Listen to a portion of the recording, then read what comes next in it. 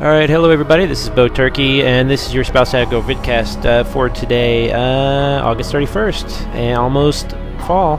Anyway, I'm playing a little Spellborn. I wanted to show you probably my favorite area in all of Spellborn so far. I haven't seen above level 19 stuff yet, but I'm getting into it.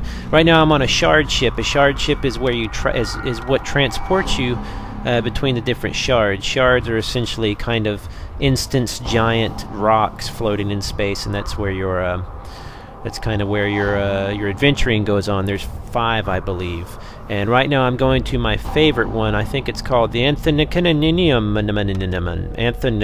I'll type it across the screen or whatever so you can see what it's pronounced. But it's essentially a giant rock with a castle, like a dock built below, and then a giant castle up top. And here's a sketch of it. And you see right where I'm, the dock at the very bottom there, and then the castle's up top. And this is what it's going to look like when you land.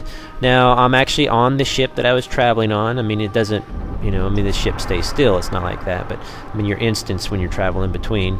But I'm going to give you a look at the ship here. It's called a shard ship, and I'll show you in a second here. And this is the sky, which is freaking incredible looking. Spellborn makes very, very good use of low... you know, like the polygon count I don't think is huge. They just use great textures. It's blended very well with the world. Everything flows beautifully. It's got a very Tim Burton-esque kind of feeling to it. The buildings are actually curved. There's no harsh lines anywhere. And that's the mountain I'm looking at. Is where I'm gonna climb that entire mountain to get to the vault up top. The vaults are basically kind of testing grounds for your character.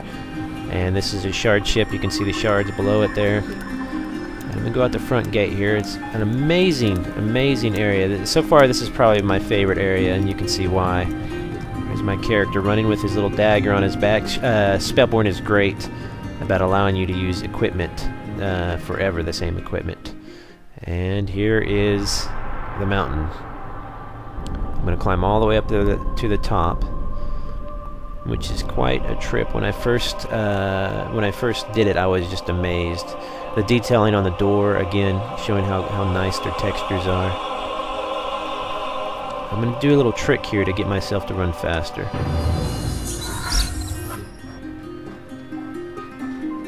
I am a skin shifter, which is kind of a subclass of a rogue. What I can do is I can go into these different forms, and in these different forms I can hide out. Even at only level 19, I can go into like a humanoid form and hide out amongst the highest level humanoids in the game, so I can sneak around. I'm a good spy. I can find great hunting spots this way. But I kind of lied to you at first. I'm not going to travel all the way up the mountain. I've done that once before. Once you do it the first time, you can talk to these sisters here, and they'll actually transport you up the mountain. There's the dock I landed on back there. And you'll see as I get higher in the mountain, the dock will actually be all the way down at the bottom. It's a very good sense of scaling. It looks great. The engine really runs well on almost any computer, unless you have a computer like my small one that's burned out right now. But this is the better computer I'm on right now. So I'm going to come up to one of the sisters here. I believe they're sisters, 2 girls. She is of the alien race of Davy. And she's going to transport me. She's going to say, do you want to go ahead and just get teleported up there so you don't have to climb? I'm like, hell yeah, my feet are tired. And boom, I'm up on this bridge here. There's the sky, the mountain. I'm going to show you where I came from. This is the Vault of Heroes, I believe it's called. I'm going to have to check on that. But see the little dock all the way down there? That's how high I had to climb before. Just an amazing sense of scale. I love being able to look down there and seeing the actual buildings that you just came from. There, of course, is the tops that we were looking at earlier. What this building here is, it's a testing ground. Right now I'm on the 2nd vault. A lot of people say they do it on level 14, 15. I'm level 19, and it's still pretty hard. But I've just gotten a bunch of new abilities. I haven't even taken time to really learn them. And you'll see here in a second, and when I go into the vault, I'll get pretty much murdered. But it's, you know, I was also operating the fraps and everything, so I wasn't really worried about it. I get pretty deep into the vault, and then I get killed after a while, so I'm still trying to conquer this vault. It's the story behind all this these vaults and these buildings and stuff like it. It's just amazing. I just love good story. I don't really even, I mean, the gameplay is great, of course, but if the story's really good, I can tolerate a lot of gameplay that might be lacking. mean, just look how they design everything. It's kind of cartoony looking, but yet it's not. It's a very stylistic realism. I'm thinking this is what the new Star Wars game is going to kind of look similar to. Very stylized, but not annoyingly. It's not kiddie looking. It's very dark. This is kind of amazing when you come in here and you see your vault down there. That's my purple vault down there I'm going to, and you see the green and the red one as well. And you wonder, man, how many vaults are there in here? It's tiered. I don't know if it's 1 through 5 or what. I don't go to websites and look all this stuff up. I don't like to read the ending of the book, you know, before I get into this story. So I'm just guessing at all this. A lot of it's in the quests. They tell you a lot of the lore and stuff, but I mean, I love how dark the game is, but it's still warm. This is the first vault I just looked at there. I just did that one lower levels. I'm coming up on the second vault. Someone comes out of the vault here, I believe. There they are, and I'm going to wave hello to them. Pleased to meet you. Pleased to meet you. Now, this is the inside of the vault. Again, very dark, very warm. The color choices, the color palette's amazing. I can't wait to hopefully have one of these original devs or artists or whatever on the show. I'm going to come up to some of the enemies. The first enemies I die on here, actually, I always get past them and I get into the big room behind, but I wasn't really worried about showing you too much. Also, I didn't want to give you any spoilers. This is the Rogue Skin Shifter vault. But just in case here, I'm going to pull out my dagger. Actually, technically, I should have my bow out right there. But behind it, there in the hallway there, you can see the vault and everything we're going to go into. He's saying, get him, boys. I just totally wasn't looking at the guy.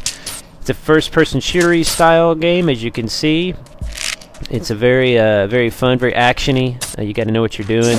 Watch these guys. They have the ability I just got, which is to disappear right behind me. What they do is kind of flash behind me, and very nice effect. See that? So they're just wailing on me. I'm not even really trying here. I'm just kind of showing you some stuff. Cool-looking guys. Got these weird masks on, and of course I die. But that's just a look into Spellborn I wanted to show you guys. Thanks for listening again to the Spouse Aggro vidcast. I will be seeing you next time. Just wanted to give you a look into my favorite game and my favorite area in my favorite game, Chronicles of Spellborn. So go check it out. Before I went, though, I wanted to go ahead and, you know I have to do this. You know I have to. I'm going to go jump off of that cliff. Not that cliff. The other cliff. I haven't done it yet for some reason. What's cool about Spellborn is you don't lose experience when you die. What happens is you gain personal experiences as you play. So you gain up to level 5, I believe, in personal experience point. If you look at the top left-hand corner, you'll see the smaller circle below my larger circle. And right now I think I'm Pep rank 1. You get Pep rank 2, Pep rank 3, up to 5. And as you gain those ranks, you basically get better attributes. You can hit faster, stuff like that. So gaining Pep is great. You want to gain Pep. But if you die, you might lose a level or 2 of that Pep. So instead of punishing you for dying, they take away something that you gain as you play. So it's almost like you're trying to stay alive instead of trying to avoid dying, if that makes sense. It's a great death system. In other words, if you die like I'm about to, I don't really care if I lose the rank. I can regain it. But if I was doing a whole bunch of fighting and stuff, or PvP and you know, all that good stuff, I would not want to lose it. Anyway, here's a look at my character. I love the face choices and everything, the customization. I look like an old, beat-up kind of man. Not really quite old, just, you know, like me, beat up, 35, with a dagger on my back. I run around with a dagger on my back usually. I love how skinny I can make myself, too. That's just awesome. So let's see if I can jump off here and see what happens. Make sure, by the way, you go to spouseaggro.com to check out any more vidcast posts, and make sure you go to mmovoices.ning.com.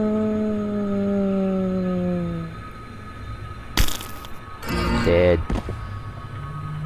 Thanks for watching, guys. Have a good day.